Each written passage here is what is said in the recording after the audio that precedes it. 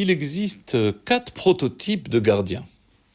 Dans son commentaire, le Shla HaKadosh, le Rav Yeshayahu Halevi Horowitz, qui a vécu au XVIe siècle à Prague, définit les 4 modes de garde qui sont détaillés dans notre paracha de Mishpatim par 4 approches différentes de la condition humaine. Chacune de ces approches nous renvoie à une réflexion sur la place de l'homme dans le monde. Pour comprendre ceci et les réponses que la Torah apporte à ces réflexions, il est nécessaire de connaître, tout au moins brièvement, les lois qui concernent ces 4 gardiens, comme le Talmud les définit essentiellement dans le traité de Baba Metzia en page 94a. Tout d'abord, qu'est-ce qu'un shomer? Qu'est-ce qu'un gardien? Le gardien, c'est celui qui, pour une raison quelconque, est responsable d'un objet qui appartient à une autre personne. Et les 4 catégories de gardiens correspondent à des niveaux de responsabilité différents. Premièrement, première catégorie, le shomer chinam, le gardien bénévole. Lui, c'est à titre gracieux. Juste pour rendre service, il garde. Bien qu'il soit tenu de se soucier du bien qu'il garde, sa responsabilité est très limitée. Si l'objet s'abîme ou se perd en raison de sa négligence, là oui, il devra payer. Cependant, s'il a toujours fait attention et a respecté correctement son engagement d'y veiller, il jurera qu'il a effectivement gardé correctement sans négligence, il sera acquitté de toute pénalité et de toute responsabilité, soit de vol ou de perte, car c'est un shomer chinam, bénévole. La seconde catégorie qui est le gardien rémunéré, le shomer sachar, puisqu'il reçoit un dédommagement pour son service, sa responsabilité et son degré de vigilance attendu sont plus élevés que celui du gardien bénévole. Et là, la Torah, dans ce qu'il devra payer en cas de vol ou de perte, la Torah fait la différence entre une perte ou un vol qui aurait pu être prévisible et un cas de force majeure, complètement imprévisible, comme un brigand armé ou une mort naturelle dans le cas de la garde d'une bête. Un dommage prévisible, il devra payer pour vol ou perte, et un dommage imprévisible, il en sera acquitté sous serment. Troisième catégorie, l'emprunteur, le shoel. Lui a le degré de responsabilité le plus élevé, car contrairement aux 2 premiers gardiens dont la garde profitait à qui? Au propriétaire de l'objet. Là, l'objet est confié uniquement au profit de celui qui le garde. Il l'emprunte. Et pour cela, il doit rendre l'objet intact ou en donner l'équivalent en argent. Et ceci n'a pas de lien avec sa responsabilité. Même si la foudre brise l'objet, l'emprunteur devra payer dans tous les cas de figure. Le socher à présent, troisième catégorie qui est le loueur, c'est celui qui paye une location pour utiliser l'objet. Et ce niveau de responsabilité n'est pas clair. Il y a 2 avis dans la Mishnah. Est-ce que c'est un statut de gardien bénévole, de shomer chinam, ou d'un gardien rémunéré, d'un shomer sachar?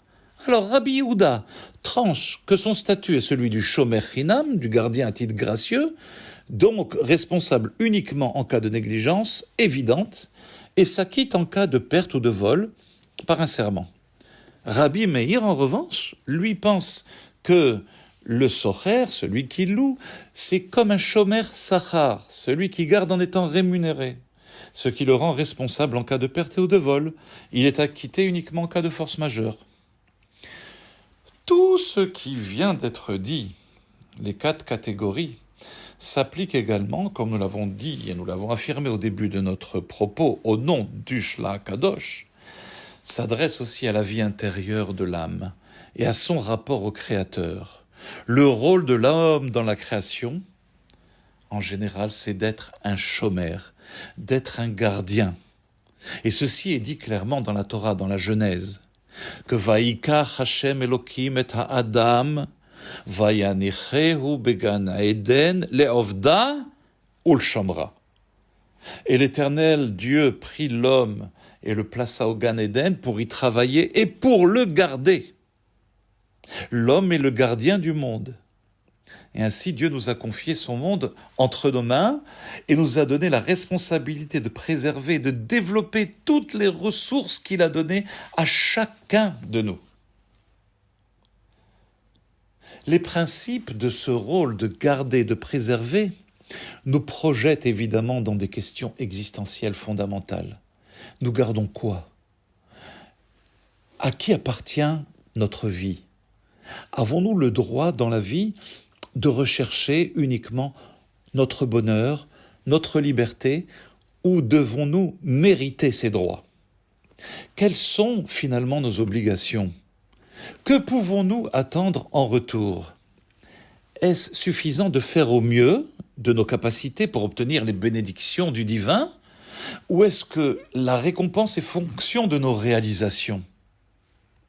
Ce sont des questions fondamentales que tout le monde se pose dans la vie.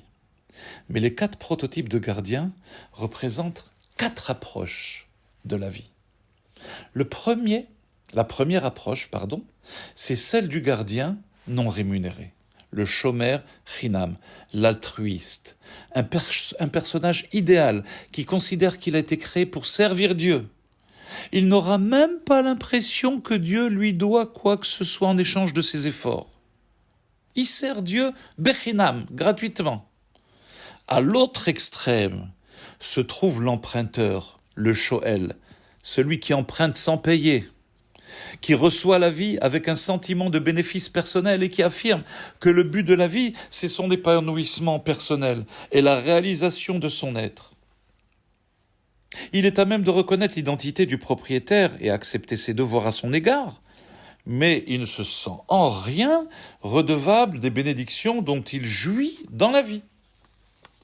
Et les 2 autres catégories, shomer sachar et socher, le gardien rémunéré et le loueur, sont des étapes intermédiaires entre ces 2 pôles, entre le shomer chinam et le shoel, celui qui garde gratuitement et celui qui emprunte, les 2 extrêmes. À la question « Pourquoi sommes-nous ici ?», ils ont une approche différente l'un de l'autre. Mais tous 2 conditionnent leur vision de la vie avec l'idée de rémunération.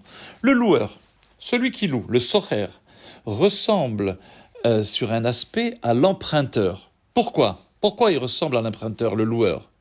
Car lui aussi recherche son intérêt personnel, son plaisir, son confort, sa jouissance.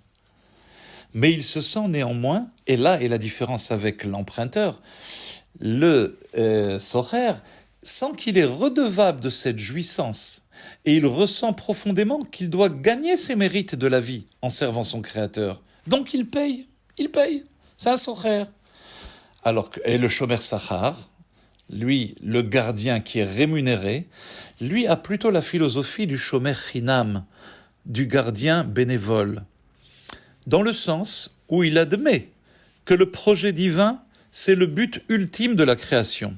Et il veut y prendre part. La différence est qu'il est rémunéré. Ça veut dire quoi? Ça veut dire qu'il souhaite avoir son jardin privé d'intérêt personnel, ressentir quelque part une vie qui lui appartient en compensation de son service envers le divin, envers le Créateur.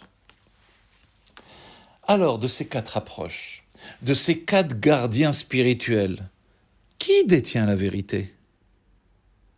La réponse, tous les 4. Tous les 4 ont raison. Car nos sages affirment un principe fondamental. Mida keneged mida. Le retour de Dieu est fonction de notre approche et du rapport que nous avons établi avec lui. Dieu nous laisse le libre arbitre de décider du rapport à entretenir avec lui, avec le Créateur. Et le retour sera fidèle à son choix. Le retour sera exactement comme l'ombre d'une personne qui se déplace avec ses mouvements. Nous sommes libres de choisir le prototype de gardien que nous souhaitons incarner dans la vie. Si tu choisis d'être un shoel, celui qui emprunte, de recevoir un pain gratuit, c'est ton choix, mais tu endosses l'entière responsabilité. Si les événements de la vie dévient, si tu trébuches dans la vie, ce sera ton problème, car c'est toi qui, en finalité, as choisi cette vie. Tu veux être un shoel, un emprunteur, celui qui prend gratuitement. Mais tu peux aussi choisir d'être un socher, un loueur, quelqu'un qui paye pour jouir de l'objet. Et dans cette situation, tu es libéré d'une part de la responsabilité, car tu ressens des obligations envers Dieu. Alors tu ne supporteras pas entièrement seul le poids de la vie. Il en est de même pour le gardien rémunéré, le shomer sachar. Il garde parfaitement le monde, mais il s'octroie une part de récompense, mais à la base, il ressent bien que sa vie appartient à Dieu. L'attitude choisie et les lois qui s'y réfèrent du shomer sachar, c'est ces lois même qui vont le protéger, car c'est lui qui en a fait le choix. Mais le shomer chinam, le bénévole, il est acquitté de toute responsabilité, excepté de négligence, tant qu'il préservera cette attitude envers Dieu, servir Dieu sans attendre de retour, gratuitement. Le gardien bénévole, il n'a pas à se soucier des pièges tendus par la vie, car lui a fait ce choix de mettre en second plan sa condition de vie personnelle au profit du service de Dieu. C'est alors Dieu qui prendra en charge l'entière responsabilité de sa vie. Shabbat Shalom.